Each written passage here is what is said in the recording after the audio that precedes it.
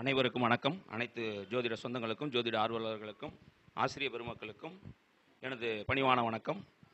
நான் ஐந்தின் அற்புதம் அப்படிங்கிற ஒரு தலைப்பில் பேசலான்னு தான் நான் இங்கே வந்தேன். ஆனால் இங்கே வந்ததுக்கு அப்புறமே தலைப்பு மாறிடுச்சு. மாந்திரிகம் பற்றி பேசலாம் அப்படிங்கிற, ஏன்னா எல்லாமே கிரகத்தை பற்றியே நம்ம பேசிகிட்டு இருக்கோம். ஏன் எடுத்தேன் அப்படின்னு சொல்லி பார்த்தீங்கன்னு சொன்னால், செவ்வாய் இங்கேருந்து 4ஆம் பார்வையாக இந்த வீட்டை பார்ப்பார். காலபுருஷனுக்கு இது 8ஆம் வீடு, அமானுஷ்யம் சொல்லக்கூடிய பாவம். அப்போ அந்த ஆவிகளை அழைத்து பேசும் முறை அப்படின்னு ஒன்று இருக்குது. ஆத்மாக்களுடன் பேசும் பயிற்சி முறைனே ஒன்று இருக்குது. நான் போய் அதை அட்டன் பண்ணியிருக்கிறேன். அதே மாதிரி மாந்திரிக கிளாஸ் அட்டன் பண்ணியிருக்கிறேன். நிறைய பேர் இந்த மே மாதம் ஜூன் மாதம் பார்த்துட்டிங்கன்னு சொன்னால் நம்மள்ட்ட கேட்குறது எல்லாமே, யாரோ எனக்கு செய்வனை பண்ணிட்டான், ஏதோ பண்ணிட்டான், எனக்கு அதுக்கு மாற்று வழி என்ன, இதை தான் கேட்குறாங்க. நான் நிறைய கிளைண்ட்டுக்கு சொல்கிறது, அதை பார்த்து பயப்பட வேண்டாம். ஏன் அப்படின்னா, மந்திரங்கள் மொத்தம் 3 முறை தான். அச்சராந்தகம், அச்சராப்பியம், பீச்சை மந்திரம். இந்த 3 மந்திரத்தின் மூலியமாக தான் ஒன்று செய்ய முடியும். அச்சராந்தகம் அப்படிங்கிறது நம்முடைய இந்த மாதிரியான அனுபவம் மிகுந்த ஒரு ஆசிரியர்களால் நம்முடைய காதல சொல்லக்கூடிய தீட்சை மந்திரம் தான் அச்சராந்தகம்.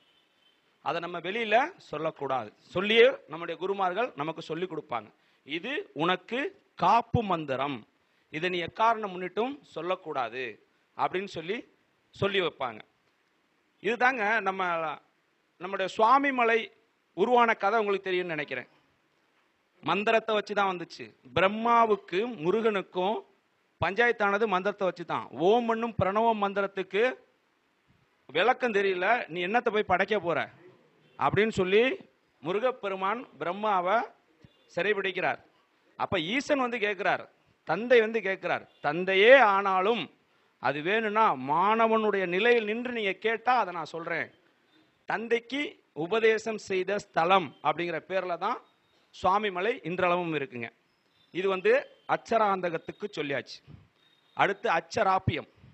இப்ப இந்த 3 மந்திரங்கிறது 3ன்னு சொல்லிட்டேன். இந்த 3 எதுல பயணிக்கும் அப்படிங்கிறது அது ஒரு 4 இருக்கு. அதுக்கு ஒரு சட்டம் இருக்கு. அது ஒரு 4 சட்டம் இருக்கு. அதுல பிளானட் லா வரும், காஸ்மிக் லா வரும். இந்த மாதிரி அது ஒரு 4 சட்டம் இருக்கு. நமக்கு நேரம் குறைவா இருக்கிறதுனால நான் அந்த 3 மந்திரத்தை இப்போ நான் முடிச்சுக்கிறேன்.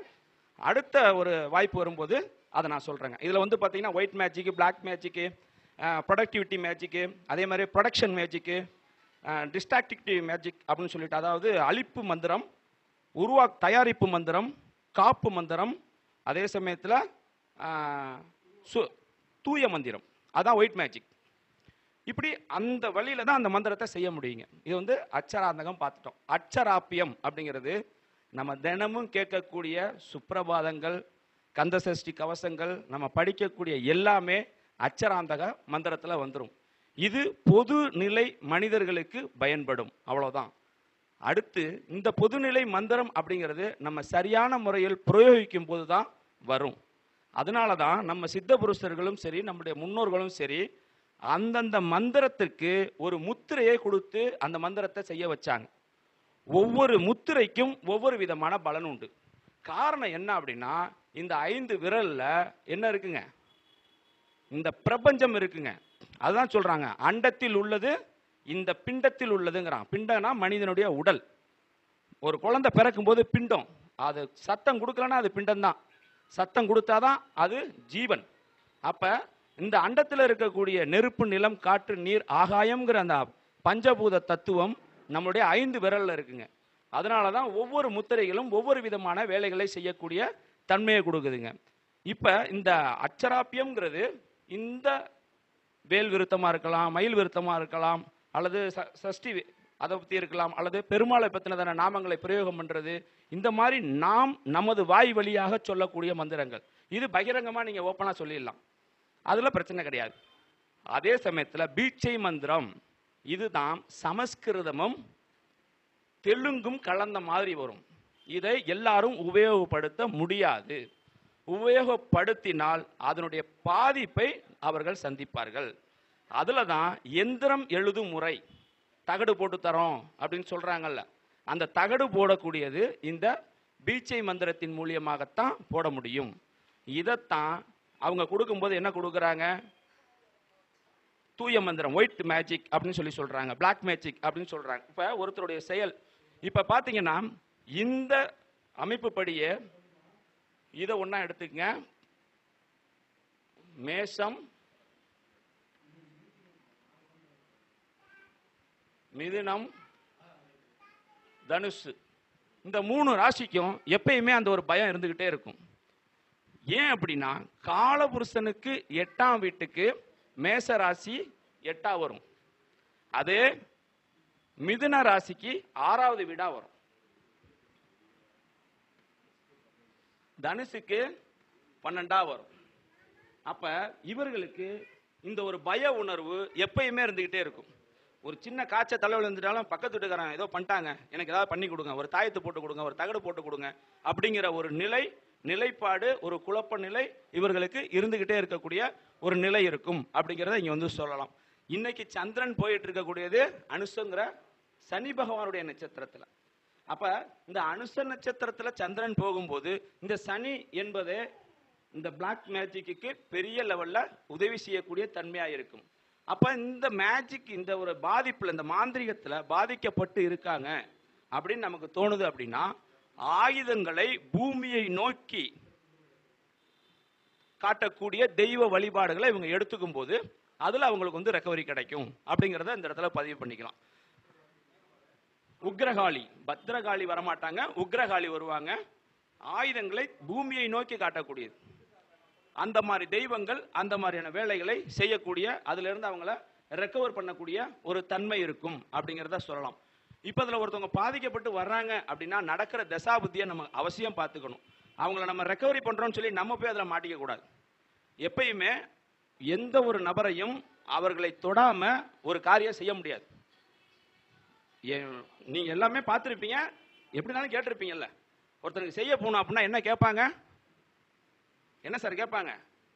அவங்களுடைய போட்டோ கேட்பாங்க, அவங்க உபயோகப்படுத்தின துணி கேட்பாங்க, இல்லை அப்படின்னா அவங்களோட காலடி மண்ணு கேட்பாங்க, இல்லை அப்படின்னா ஐயா சொல்ற மாதிரி முடி கேட்பாங்க, இல்லை அப்படின்னா அவன்கிட்ட பேசிக்கிட்டே இப்படி தேய்ச்சி அவனுடைய அழுக்கு கேட்பாங்க. இப்படி நம்மளை தொடாம நம்மளை யாராலையும் எதுவுமே செய்ய முடியாது. இதை முதல்ல நம்ம தெரிஞ்சுக்கணும். அழுக்கு உங்ககிட்ட பேசிட்டு உங்க கையை கொடுத்துட்டு இருக்க மாதிரி அப்படி தேய்ச்சிட்டு அதை அப்படியே எடுத்துருவாங்க.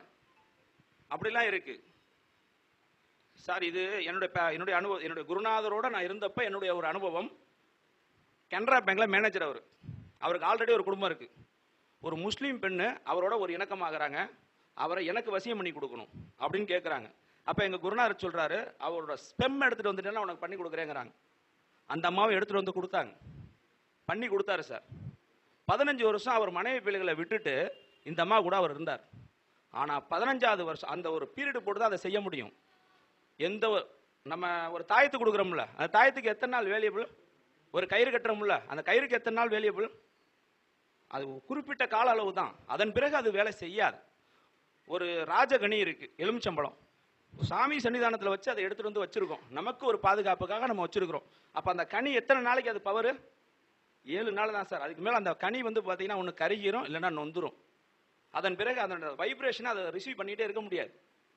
அப்போ இது போல ஒரு லெமனுக்காக இருந்தாலும், ஒரு கயிறுக்காக இருந்தாலும், ஒரு தாயத்துக்காக இருந்தாலும், ஒரு தகடுக்காக இருந்தாலும், பெரிய பெரிய எந்திரங்கள் போடுறதுலையும் கணக்கு இருக்கு. தகடு எந்த தகடில் போடுறோம்? தாமிரமா, துத்தநாகமா, செம்பா, தங்கமா, வெள்ளியா? பெரிய பெரிய தொழிலதிபர்கள் தங்கத்தில் போடுறாங்க. துவாக்குடியில் ஒரு இண்டஸ்ட்ரியல் கம்பெனி, அவங்களுக்கு தங்கத்தில் தகடு செஞ்சு கொடுத்துருக்கோம். அப்போ இது எல்லாமே வந்து ஒரு குறுகிய கால அளவு தான்.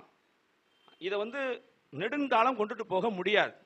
அதனால தான் நம்முடைய குருமார்கள், நம்முடைய சித்தபுருஷர்கள், நம்முடைய பெரியவர்கள் எல்லாமே என்ன பண்ணாங்கன்னா, அது ஆயக்கலை 64, அதுவும் ஒரு கலை. ஆனாலும் அதை அளவோடு வச்சுட்டாங்க. அதில் நிறைய விஷயங்கள் வெளியில் தெரியாமையும் வச்சுட்டாங்க. ஏன்னா அந்த விஷயங்கள் தெரிஞ்சிச்சுன்னு சொன்ன பஞ்சபட்சியினுடைய அடிப்படையில் அந்த மாந்திரியம் உள்ள வரும். இது பஞ்சபட்சி படித்தவங்களுக்கு அந்த ஒரு இதில் தெரியும். சரிதானங்கய்யா? ஆமாங்கய்யா. ஐயா அதை தான் நான் சொல்லிட்டேன். இல்லை அதை தான் சொல்லிட்டேன். அவர் அதை டைம் போட்டு தான் பண்ணுறாரு, சொல்லி தான் பண்ணுறாரு. இத்தனை கால அளவு தான். அதன் பிறகு இதை ஒன்றும் பண்ண முடியாது. இதனால் பாதிப்பை சந்திப்ப சம்மதம்னா செஞ்சுக்க. எந்த குருவும் பாருங்க தெளிவாக பேசிடுவாங்க. இப்போ சார்லாம் எடுத்துக்கிட்டீங்கன்னா லாஜிக் தான். அவங்க ஒரு வாட்ஸ்அப்பில் ஒரு ஜாதகத்தை போட்டு விளக்கம் கொடுக்குறாங்க. இந்த இடத்துல இந்த இது இருக்குது, இதோட லாஜிக் இதுதான், வேணுமா வச்சுக்க, வேணான்னா போயிட்டே இரு. இது ஒரு தரமான ஒரு குருவினுடைய அடையாளம். அதை நம்ம எடுத்துக்கணும். அது தப்பு தான், ஆனால் அவர் சொல்லி தானே செய்கிறாரு. அதுக்கு சம்மந்தப்பட்டு தானே அவங்க வராங்க. அப்போ நீ ஏன் வந்தேன்னு அவங்க கேட்க முடியாது. அது அவர்களுடைய பணி. அதில் அவங்க ஒரு நியாயமாக இருக்காங்க. சரிதானுங்களா? அப்போ இந்த மாதிரிலாம் நம்ம பார்க்க வேண்டியது ரொம்ப அவசியமாக இருக்கு. சப்போஸ் நமக்கு நம்மளுடைய ஜோதிடர்களுக்கு நிறைய தாக்கங்கள் வரும். கண் திஷ்டின்னு பொதுவாக காமனாக சொல்லிடுவோம். ஆனால் இந்த ஜோதிட சாஸ்திரத்தை நீங்கள் எடுக்கிறீங்க அப்படின்னா இது வந்து கர்ம தொழில். நம்மளுடைய குருமார்கள் நமக்கு இந்த சாஸ்திரத்தை சொல்லிக் கொடுக்கும் போதே சொல்லிடுவாங்க, இந்த கர்ம தொழிலே நீ இந்த மாதிரியான நிகழ்வுகளை செஞ்சு நீ கழிச்சுக்கணும், இல்லைனா உன்னுடைய குடும்பத்துக்கு அந்த பாதிப்புகள், அதற்குண்டான விரயங்கள், அதற்குண்டான நஷ்டங்கள், அதற்குண்டான நோய் தாக்குதங்கள் கண்டிப்பாக இருக்கும் அப்படிங்கிறத சொல்லி தான் நமக்கு சாஸ்திரத்தை சொல்லி கொடுப்பாங்க. அதை நம்ம கடைபிடிப்போம்னா இந்த அது புதுசாக ஒரு வண்டி வாங்கின கதை தான். நான் புது பொண்டாட்டி கதைன்னு சொல்லலான்னு வந்தேன், ஆனால் அது அவ்வளோ நல்லா இருக்காது. புதுசாக ஒரு வண்டி வாங்கினவங்க ஒரு 15 நாளைக்கு வண்டியை தொடச்சிக்கிட்டே இருப்பாங்க. ஐயோ அழுக்கப்பட்டுருச்சு, ஐயோ. அதுக்கு அங்கிட்டு 15 நாள் கழிச்சு அந்த வண்டியை காரி துப்புனா கூட கண்டுக்க மாட்டாங்க. காக்கா தானே பார்த்துக்கலாம் அப்படின்னு போயிடுவாங்க. அப்போ இந்த ஒரு நிலை வந்து அங்கே இருக்கக்கூடிய ஒரு நிலை. அதே மாதிரி தான் இதுவும். அப்போ நம்மளோட குரு சொன்னதை நம்ம அங்கிட்ட ஒரு 15-20 நாள் செய்வோம். அதிகபட்சம் 3 மாதம். விருந்து மருந்தும் 3 நாளுங்கிற மாதிரி 3 மாதம் செய்வோம். அதன் பிறகு நம்ம செய்வோமானா செய்ய மாட்டோம். ஆக உங்களுடைய ஜென்ம நட்சத்திரத்துக்கு 2வது நட்சத்திரம் என்னவோ அந்த நட்சத்திரத்தினுடைய வடிவம், சரிதானே ஐயா? அந்த நட்சத்திரத்தினுடைய வடிவம் அல்லது அந்த நட்சத்திரத்தினுடைய தெய்வம் அல்லது அந்த நட்சத்திரம் சார்ந்த ராசியினுடைய வீட்டினுடைய தெய்வம், இதை நம்ம எடுத்துக்கும் போது நமக்கும் நம்மை சார்ந்தவர்களுக்கும் அந்த பாதிப்பு வராது அப்படிங்கிறது தான் இந்த இடத்துல நம்ம பதிவு பண்றது. இப்போ நான் சொன்ன இந்த 3 மந்திரம், இந்த 3 பஸ் எந்த ரூட்ல போகணுங்கிறது அந்த நாளில் போகும். அந்த நாளை செய்யறதுக்கு என்னென்ன அப்படின்னு சொல்லி பார்த்தீங்கன்னு சொன்னா, அந்த பிளானட் லாங்கிறது கிரகங்களுடைய சட்டம். ஹியூமன் லா மனிதனுடைய சட்டம். மனிதனுடைய சட்டத்தில் நம்ம எப்படி வேணாலும் மாற்றிடலாம். ஒரு கோர்ட்டில் ஒரு பிரச்சனை, அந்த வக்கீலுக்கு ஆப்போசிட் வக்கீலை நம்ம போய் பார்த்து எக்ஸ்ட்ரா 10,000 கொடுத்தா நம்ம கேஸ் ஜெயிக்குமா ஜெயிக்காதா? நம்ம வின் பண்ணிடுவோம். ஆப்போசிட்டுக்கு அவன் கிளைண்ட்டாக அவன் ஏமாத்திடுவான். அது ஹியூமன் லா, மனித சட்டம். அதே நவகிரக சட்டம்னு ஒன்று இருக்கு. நமக்கு நடக்கக்கூடிய தசாபுத்திகள், நம்மளுடைய யோகி, அவயோகி, பாதகாதிபதி, நம்முடைய முடக்குநாதன், இவங்களெல்லாம் வச்சு எடுக்கக்கூடிய ரூல் அது. அதன் அடிப்படையிலையும் நம்ம எடுக்கணும் அந்த சட்டம் அது. அடுத்து பார்த்தீங்கன்னு சொன்னாக்க பிரபஞ்சம் விதி, காஸ்மிக் லான்னு சொல்லுவோம். அதை பிரபஞ்சம் இயற்கை விதி, அதுக்குன்னு ஒரு ரூல் வச்சிருக்கு. இப்போதான் காத்தடிக்கணும், இப்போதான் மழை பெய்யணும், இப்போதான் வெயில் அடிக்கணுங்கிற சட்டம் பிரபஞ்சத்தோட சட்டம். அதை நம்மளால முறியடிக்க முடியாது. அதுக்கு தான் ஒரு கதை சொல்லுவாங்க. என்னன்னா, ஒருத்தன் வந்து நெல்லை பிடுங்கி ஆண்டை வேணா வளர்க்குறது, நான் வளர்க்குறேன்னு சொல்லி வளர்த்தானான். வச்சானா வளர்ந்துச்சான். ஆனால் ஆண்ட இறைவனுடைய பிரபஞ்சத்தினுடைய அனுகிரகத்தில் வளர்ந்த அந்த நெற்கதிர்கள் நல்ல விளைச்சல் கொடுத்துச்சான். இவரோட இது இந்த முத்து மணிகளே வரலையாம். திருப்பி போய் கேட்டானா, என்ன நீங்கள் செஞ்சதானே நானும் செஞ்சேன், நீங்கள் வளர்த்த மாதிரி தான் நானும் வளர்த்துருக்கிறேன், அப்புறம் என்ன அப்படின்னு சொல்லி கேட்கும்போது, நீ வளர்த்த விதம் வேற, எந்த நேரத்தில் என்ன அதுக்கு தேவையோ அதற்கு தகுந்த பருவ காலங்களில் அதை நான் செஞ்சேன், நீ ஒரே மாதிரி செஞ்ச, அதனால உனக்கு வளரல. இதுதாங்க மாந்திரிகம். அந்த பருவ காலங்கள் அதனுடைய கால அளவுகளை தெரிஞ்சு நம்ம கையை வச்சோம்னு சொன்னா நம்ம ஜெயிக்க முடியும். இல்லை அப்படின்னு சொன்னா நம்ம ஜெயிக்க முடியாது அப்படிங்கிறத நம்ம மனசுல வச்சுக்கணும். எல்லாருக்கும் இந்த இடத்துல ஒரே ஒரு இது, நம்ம என்ன அன்னதானம் முடிஞ்சா பண்ணுங்க, முடியலையே பண்ணாதீங்க. சரிதானே சார்? உங்க ரோல் எடுத்துக்கிட்டேன். முடிஞ்சா பண்ணுங்க, முடியலையா பண்ணாதீங்க. ஆனா எங்கெல்லாம் மீன் இருக்கோ அந்த மீனுக்கு தீவனம் கொடுத்துருங்க, பொறி கொடுங்க, பச்சரிசியை வெள்ளத்தோட கலந்து அரைச்சு கொடுங்க. இந்த மாதிரிலாம் கொஞ்சம் எடுத்துக்கங்க. ஏன் அப்படின்னா, பெருமாளுடைய அவதாரத்தில் ஒரு அவதாரம் மச்ச அவதாரம். அதனால் அதை நம்ம செய்யும் போது 3 ஜென்ம பாவம் தீர்க்கப்படுதுங்கிறாங்க, 7 தலைமுறை சாபம் தீர்க்கப்படுதுங்கிறாங்க. ஆக இதை நம்ம எடுத்துக்கிறது சிறப்பா இருக்குங்கிற பதிவை இந்த இடத்துல பதிவு பண்ணுவதற்கு எனக்கு உதவி செய்த பிரபஞ்சத்துக்கும், வாருங்கள் வளருவோம் சங்கத்தினுடைய ஆநிலையப்பனுடைய அனுகிரகம் பெற்ற ஐயா பாலகிருஷ்ணன் ஐயா அவர்களுக்கும், மேலும் எங்களுடைய ஆசிரியர் பெருமக்கள் அனைவருக்கும் கரம் கூப்பி சிரம் தாழ்ந்த வணக்கத்தை தெரிவித்துக் கொண்டு நன்றி கூறி வெளிப்படுகிறேன். மேலும் இது சார்ந்த அல்லது ஜோதிடம் சார்ந்த தகவல்கள் விளக்கங்கள் தேவை இருப்பின் 9092 16 02 97 இந்த எண்ணுக்கும் 755 815 64 23 இந்த எண்ணில் தொடர்பு கொண்டு பயனடைகிறேன் கேட்டுக்கிறேன். வாழ்க நலமுடன், உயர்க வளமுடன். குருவாழ்க, குருவே துணை.